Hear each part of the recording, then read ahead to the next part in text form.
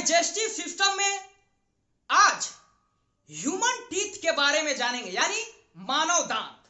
तो मैंने आपको पहले लेक्चर में आपको बता दिया था कि डाइजेस्टिव सिस्टम को मैंने दो भागों में बांटा था, एक मेन ऑर्गन्स और दूसरा एसेसरी ऑर्गन, यानी सहायक अंग और मुख्य अंग। तो मुख्य अंग में मैंने बताया था आहार नाल आ जाता है, और सहायक अंग में हमारा दांत, जीभ, लार, ग्रंथियां जितनी भी हैं। तो सबसे पहले उसमें से जो सहायक अंग है दांत, मैं आज उसके बारे में बात करता हूं, यानी ह्यूमन टीथ। ह्यूमन टीथ तो मैं आपको बता दूं, जो मानव दांत है या हमारा दांत एक सीक्वेंस में बैठा हुआ है। और किस प्रकार बैठा है? ऊपरी जा यानी अपर जा और लोअर जा में बैठा हुआ है। ऊपर को बोलेंगे, जो ऊपर हमारा दांत जो स्थित है उसको बोलेंगे अपर जा, अपर जा, और नीचे वाले को बोलेंगे लोअर जा, लोअर जा। यानी ऊपरी जबड़ा और निचली जबड़ा, ये हमारा अपर जा हो गया, और नीचे वाला दांत क्या हो गया? लोअर जा में। और हमारा दांत जबड़े के हड्डी में धंसा हुआ होता है। तो ऊपरी हड्डी का नाम क्या है, ये पूछा जाता है। हमारा दांत क्या है? जबड़े के हड्डी में धंसा हुआ है। तो हड्डी का नाम है, हड्डी का नाम ऊपरी हड्डी का नाम क्या है? इसका नाम है मैक्सिला।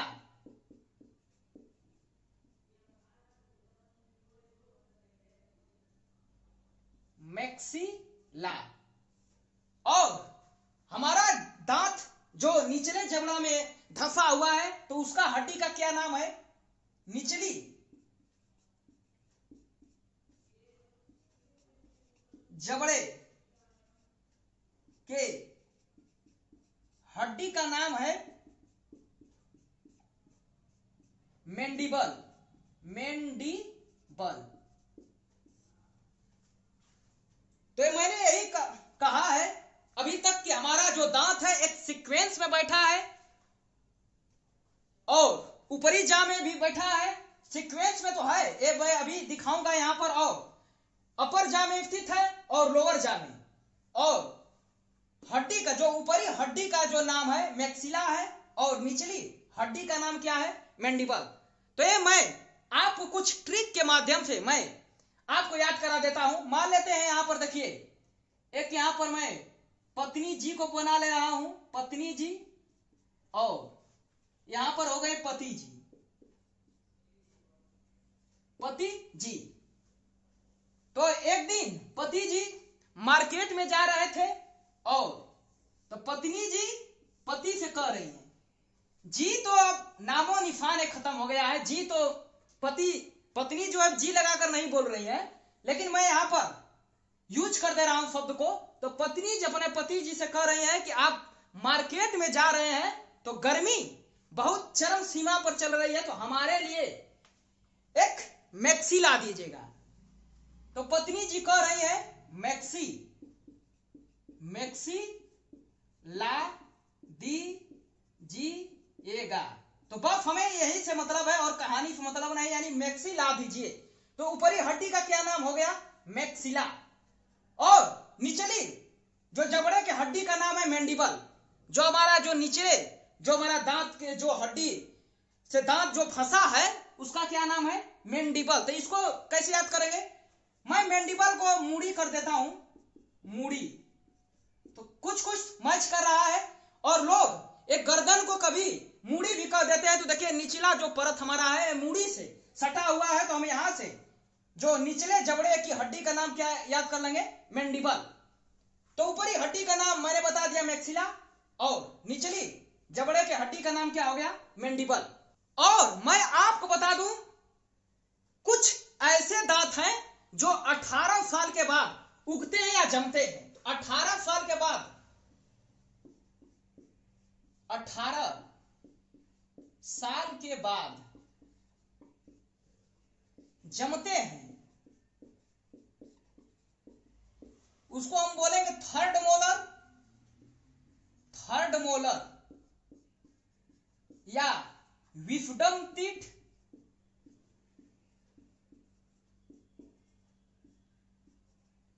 या इसी को बोलते हैं बुद्धि वाला दांत, बुद्धि वाला दांत।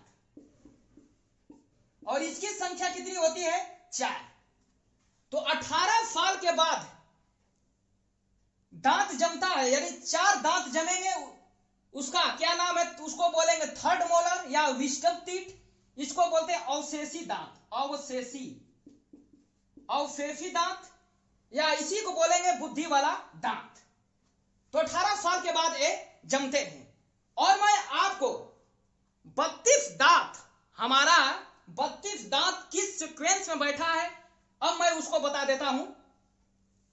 तो यहां पर देखिए,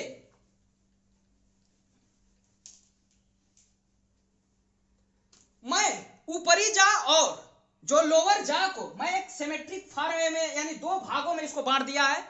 यानी देखिए, एक इधर रहेगा तो एक इधर, 2 उधर रहेगा तो 2 इधर, यानी मैं सिमेट्रिक इसको बांट दिया हूं अपर जा और लोअर जा को। तो देखिए, जो बीच में दांत जो मैंने बता रहा हूं, जो 4 दांत है बीच का, उसको हम बोलते हैं इंसीजर यानी कृंतक। यानी जब मैंने इसको 2 भागों में बांटा है तो देखिए 2 दांत इधर आ जाएंगे, 2 दांत इधर, तो कृंतक की संख्या कितनी हो गई? 4। और अब देखिए, एक ये है केनाइन, इसको बोलते हैं रदनक। इधर देखिए, एक इधर हो गया तो एक इधर भी होगा, तो इसकी संख्या कितनी हो गई? 2 इधर तो 2 इधर भी रहेगा, क्योंकि हमारा दांत देखिए यहां पर है तो इधर से भी सीक्वेंस बना रहा है, यानी एक इधर रहेगा तो एक यहां पर भी रहेगा। तो ठीक वही यहां पर मैं बता रहा हूं कि 4 देखिए इनफीजर हो गए यानी कृंतक, 2 हमारे रदनक हो गए। और देखिए इसके बाद आता है इधर 2 प्रीमोलर हो गए, प्रीमोलर।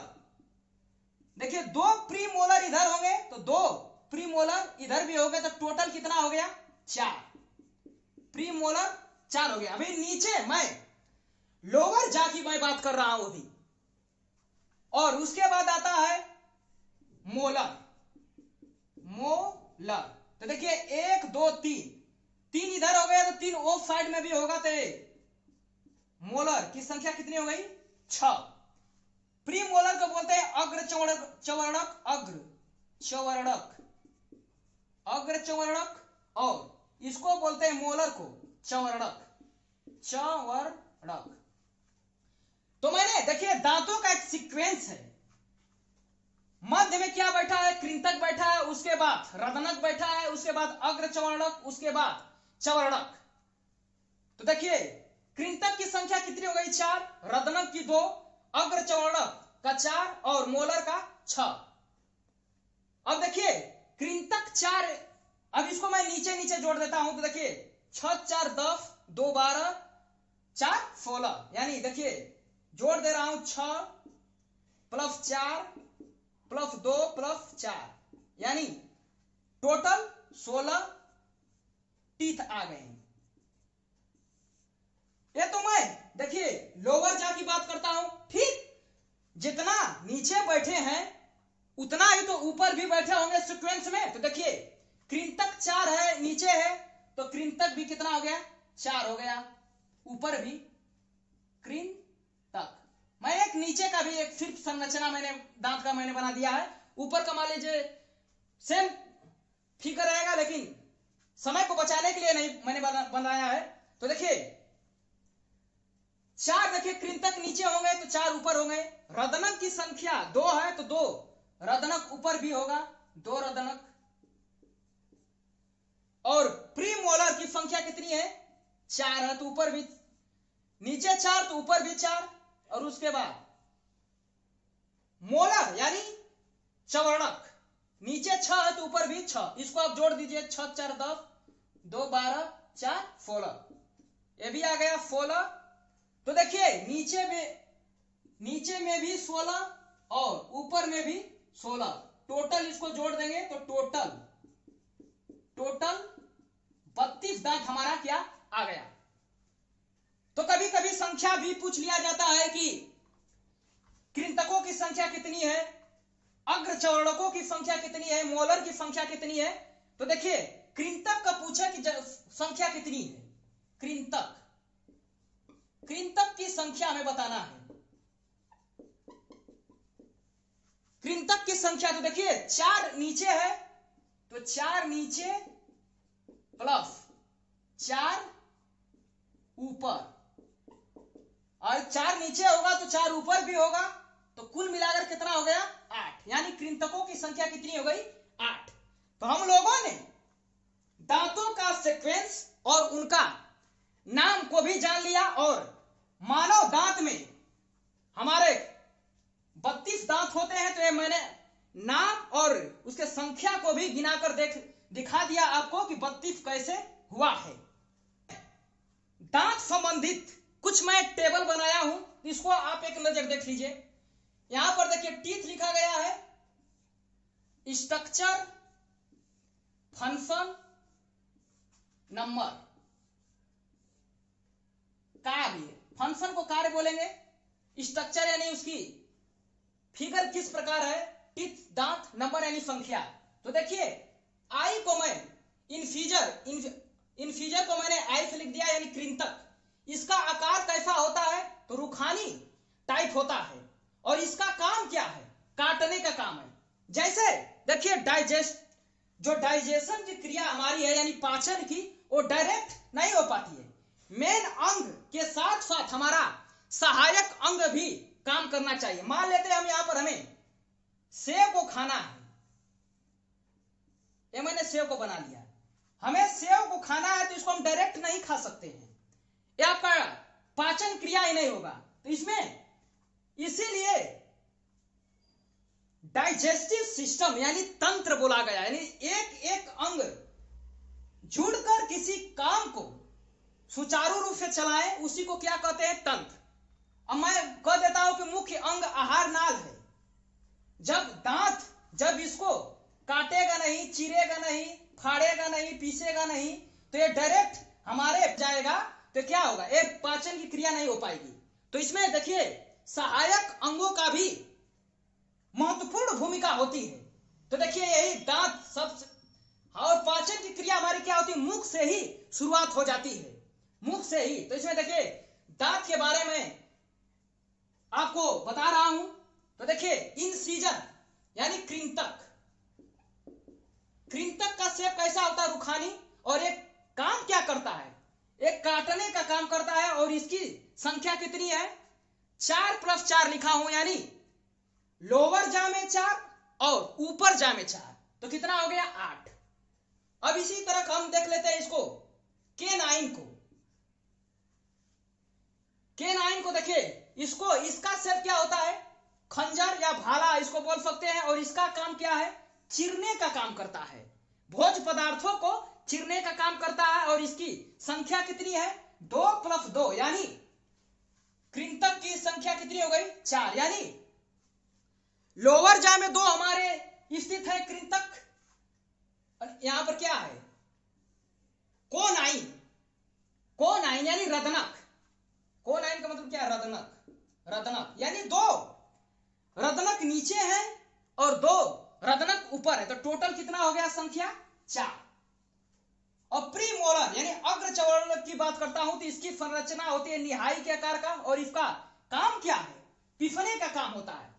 जैसे मान लेते हैं कोई पावर प्लांट है, बिजली का उत्पादन कर रहा है, तो उसमें क्या है, कोयला बड़े बड़े पार्ट्स में आता है, यानी तो उसको क्या किया जाता है, सबसे पहले उसका सफाई किया जाता है, फिर उसको टुकड़ों में बांटा जाता है, उसके बाद पीसा जाता है, तब मशीन में डालकर हमें विद्युत का उत्पादन करना पड़ता है।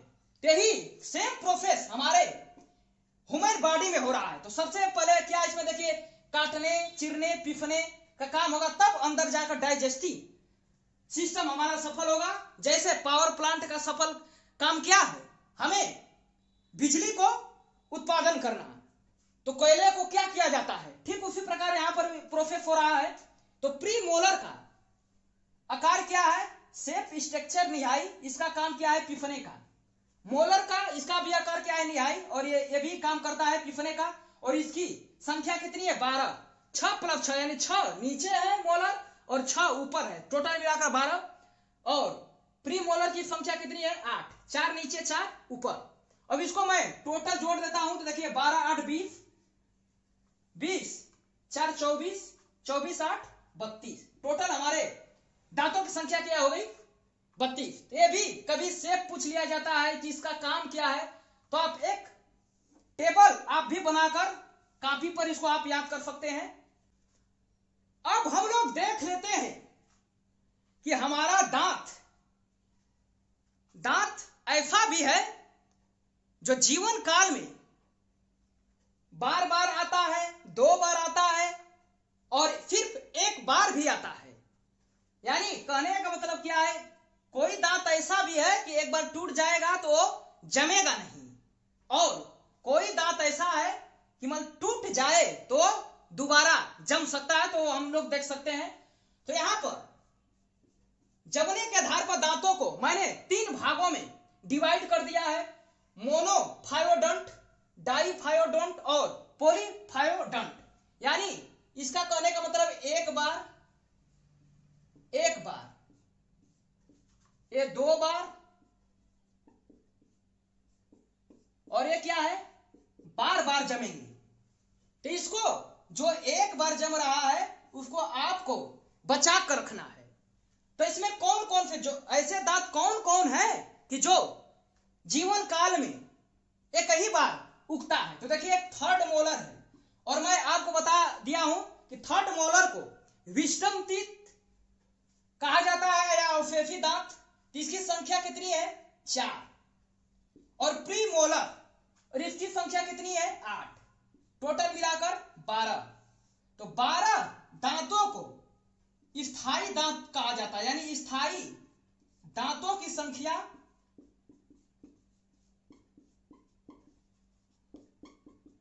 12। क्वेश्चन खड़ा हो जाता है यहीं से कि स्थायी दांतों की कुल संख्या कितनी है, तो आप बता देंगे 12, क्योंकि ये दांत सब एक बार अपना जो पोजीशन बना लेते हैं वो अपना पोजीशन छोड़ेंगे नहीं। तो देखिए एक यहां मान लेते हैं दांत यहां पर थर्ड मोलर या प्री मोलर आ गया, तो पोजीशन अपना बना लेते हैं। इसीलिए एक स्थायी दांतों की संख्या कितनी हो जाती है, 12। अब ऐसे कौन से दांत है जो 2 बार जमते हैं जीवन काल में, तो देखिए इंसीजर यानी कृंतक, केनाइन और मोलर। तो देखिए इसमें कृंतक की संख्या कितनी है, 8, प्लस केनाइन, देखिए रदनक की संख्या भी क्या है, 8 है। रदनक की संख्या क्या है, रदनक यानी कोनाइन की संख्या कितनी है, 8 है। लेकिन देखिए इसमें 4 दांत जो है क्या है, इसमें जीवन काल में एक ही बार जम रहे हैं, तो इसीलिए यहां पर क्या हम लिखेंगे, 4। और मोलर की संख्या कितनी है, 8। तो देखिए 8 8 16, 4 4 20, यहां पे आ जाता है 20। तो 20 दांत यहां पर क्या हो गया, 2 बार जीवन काल में जमेंगे। तो इसी को बोला जाता है, 20 को क्या बोला जाता है, इसे दूध का दांत भी बोला जाता है, दूध का दांत भी बोला जाता है। 2 बार में कौन कौन आ गया, इंसीजर, कोनाइन और मोलर। और इसको बोला जाता है अस्थायी दांत,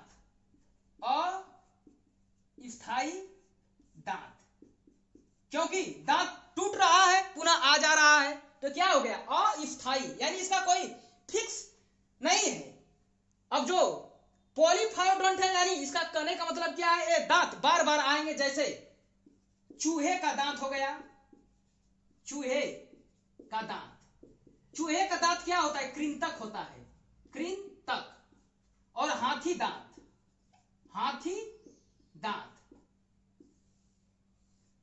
ये हाथी का मान लीजिए दांत हो गया। तो देखिए हाथी का दांत नुकीला होता है, और मैं देखिए यहां पर क्या है, रदनक में क्या मैंने बताया था, उसका आकार कैसा था, नुकीला था। और यहां पर भी हाथी का दांत क्या होता है, नुकीला होता है। मैं स्ट्रक्चर में बनाया था, तो देखिए यहां पर हो गया था इंसीजर, और मैं एक कृंतक बनाया था, इसका क्या है, ये रदनक है। तो इसका भी देखिए आकार इस प्रकार है, लेकिन ये रदनक नहीं है। हाथी का दांत भी होता है कृंतक।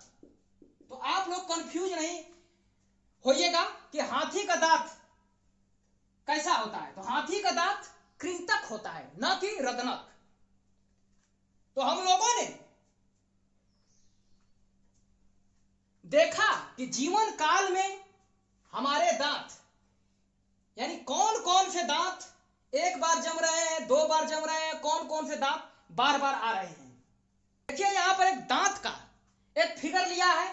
तो देखिए दांत में भी लेयर होते हैं। तो देखिए ऊपरी जो दांत का जो है एक स्ट्रक्चर में बताया हो, तो ऊपरी परत को कहते हैं, और ये निचली परत मैंने बना दिया है, तो इसको देखिए एनामेल कहते हैं, एनामेल।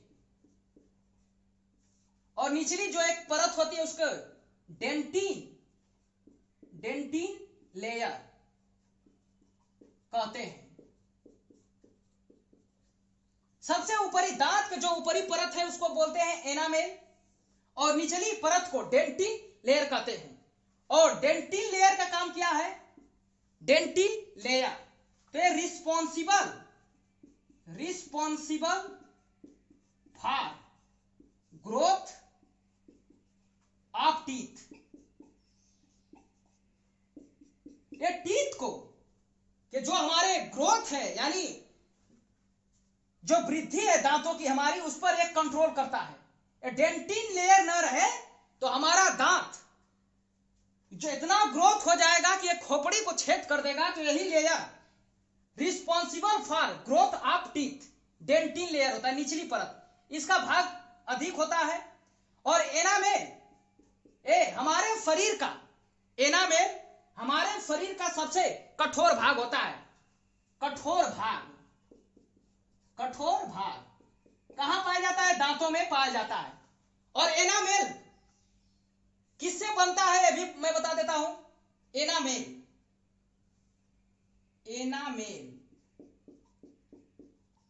एनामेल आपका बनेगा कैल्शियम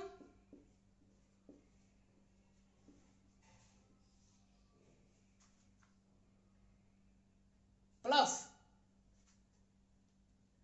देखिए एनामेल निर्माण होगा calcium carbonate plus calcium phosphate. तो देखिए एनामेल का निर्माण कैसे होता है, कैल्शियम कार्बोनेट और कैल्शियम फास्फेट। ठीक उसी प्रकार डेंटिन लेयर का भी निर्माण होता है, डेंटिन लेयर। इसमें भी वही calcium carbonate plus calcium phosphate. तो आपसे कोई पूछ दे कि डेंटिन लेयर का निर्माण कैसे होता है, तो आप बता देंगे calcium carbonate plus calcium phosphate के मिलने से हमारा डेंटिन लेयर का निर्माण होता है। डेंटिन लेयर का क्या काम है, responsible for growth of teeth.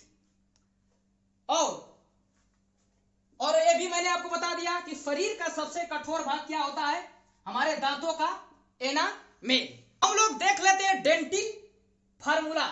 तो देखिए मैन आफ्टर 18 ईयर, यानी जो व्यक्ति 18 साल के ऊपर है उनका दांतों का फार्मूला क्या है, 21-23 बटा के 21-23।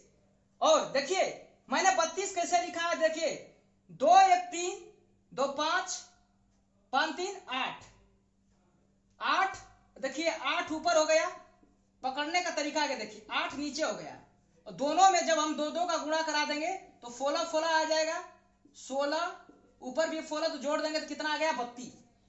तो जो व्यक्ति 18 साल के ऊपर है उनके लिए फार्मूला क्या है 21 23 21 23, और जो मैं 18 साल से छोटे हैं उनके लिए क्या है 21 22 21 22।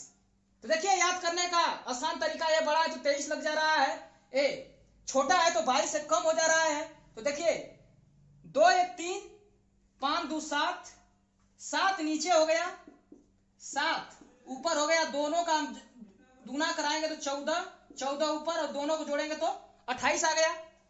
और चाइल्ड में देखिए 21 0 2 21 0 2, तो 2 क्या यहाँ पर 0 मैं क्यों लिखा हूं, क्योंकि बचपन में यानी चाइल्ड बचपना अवस्था में देखे होंगे कि यहां पर एक खिड़की खुली रह जाती है, तो वो क्या है ये प्री मोलर नहीं जमते उन लोगों को, प्री मोलर यानी चाइल्ड अवस्था में बच्चे को प्री मोलर नहीं उगते हैं, तो इसीलिए यहां पर 0 मैंने लिखा हूं। तो देखिए 20 कैसे हो गया 2 1 3 2 5, 5 ऊपर हो गया, 5 नीचे हो गया, और 2 गुना कराना है तो 10 हो गया, यह 10 हो गया यहां पर, तो 10 10 20। तो हम लोगों ने डाइजेस्टिव सिस्टम में ह्यूमन टीथ के बारे में जाना, और मैं आशा करता हूं कि आप लोगों को ह्यूमन टीथ के बारे में आसानी से समझ में आया होगा।